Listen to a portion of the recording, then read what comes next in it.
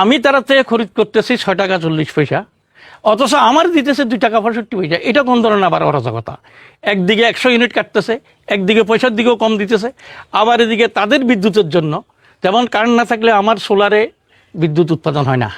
যদি fixed charge নেওয়াই হয় তারপরে আবার 100 ইউনিট কেন নেওয়া হইতেছে? আবার 100 ইউনিট নেওয়ার পরেও যে নমস্কার, আমি আজকে সাউথের জলেপাতে আইছি। অ্যাকচুয়ালি আমরা এখানে অনেকগুলা সোলার বসাইছি, 4-5টা এই পাড়াতে 4-5টা সোলার বসাইছি। পাড়াটা দেখলে আপনারা বুঝতে পারবেন এটা একটু গ্রাম, পুরা গ্রাম সাইডে, টাউনের থেকে একটু দূরে। তো আমার এত দূরে আসার একটা কারণ হচ্ছে অ্যাকচুয়ালি এখানে যে কনজিউমার যার বাড়িতে আমি সোলারটা বসাইছি, তাই না, এমন কিছু টেকনিক্যাল বা ফাইন্যান্সিয়াল কোশ্চেন করছে যেগুলোর উত্তর আমি দিতে পারছি না। তো এই কারণে আমি বললাম ঠিক আছে, আমি আইতেছি, আপনি ভিডিওর মাধ্যমে আপনার বক্তব্যটা তুলে ধরেন। তো কনসার্ন ডিপার্টমেন্ট বা গভর্নমেন্টের কাছে যদি কোনো সদুত্তর থাকে তাহলে তারা অবশ্যই আপনার উত্তর দিব, যদি তারা দেখে, বা আমিও মেসেজটা তাদের কাছে পাঠানোর চেষ্টা করুন, কারণ আমার কাছে যে কোশ্চেনগুলি খুবই জেনুইন মনে হয়েছে। তো আসেন, আপনি আপনার নামটা? নমস্কার, আমি সাবরুমের পশ্চিম জলপার নিবাসী সুভাষচন্দ্র লোধ। আমি আপনার থেকে আজ সোলার নামাইছি, গভর্নমেন্টের নানা ইয়েতে উদ্বুদ্ধ হইয়া আমি সোলার নামাইছি। তো এখান থেকে গভর্নমেন্ট আমারে ভর্তুকি দিতেছে ৬৭,০০০ টাকা, আর প্রায় ১ লাখ টাকার মতো আমার নিজের গায়ের থেকে আমি দিয়া এটা বসাইছি। কিন্তু বসানোর পরে আমার মনে কতগুলি প্রশ্ন জাগছে, যে সেই প্রশ্নগুলির মধ্যে প্রথমে হইল যে আমি প্রথম মাসে যখন বিল আইছে দেখলাম আমার ত্রিপুরা বিদ্যুৎ দপ্তর 100 ইউনিট এখান থেকে কাটিয়ে নিছে। আমি তখন অফিসে তারা প্রশ্ন কেন কাটিয়ে নিছে যখন প্রশ্ন করলাম, এরা তখন আমাকে কোনো সদুত্তর দিতে পারে নাই। তো তখন আমি প্রশ্ন করলাম, সব কিছু আমার দিয়া তোমরা আমার মাথার উপরে নুনতিয়া বড়ই খাবে, এটা তো ঠিক না। আর এছাড়াও হেরা আমার উদ্বৃত্ত যে আমি ব্যবহার করার পরে যে উদ্বৃত্ত বিদ্যুৎটা আমার আবার বিদ্যুৎ দপ্তরে যাইতেছে, আমি তারা থেকে খরিদ করতেছি 6 টাকা 40 পয়সা, অথচ আমার দিতেছে 2 টাকা 65 পয়সা। এটা কোন ধরনের আবার অরাজকতা?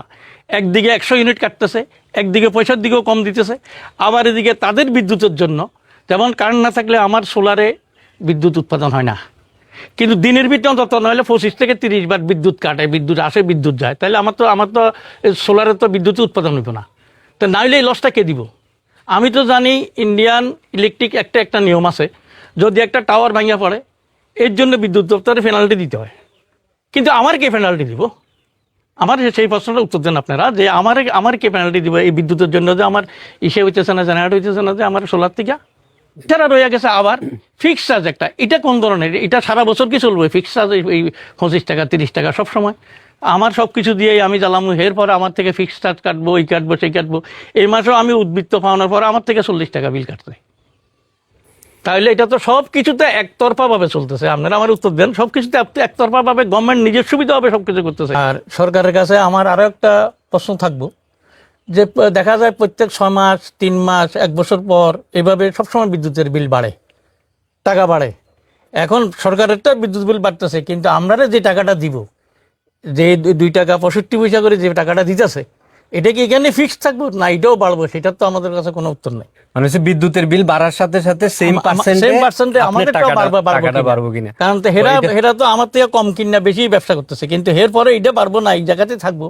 এটা একটা খুব ভালো কোশ্চেন, কিন্তু যে প্রত্যেক সময় যে বিদ্যুতের বিল বাড়ে, তো সেক্ষেত্রে তো 2 টাকা 65টাও রিভাইজ করে বাড়ানো দরকার। তো সেক্ষেত্রে বাড়বো কিনা এটাও তাইনের একটা কোশ্চেন থাকে।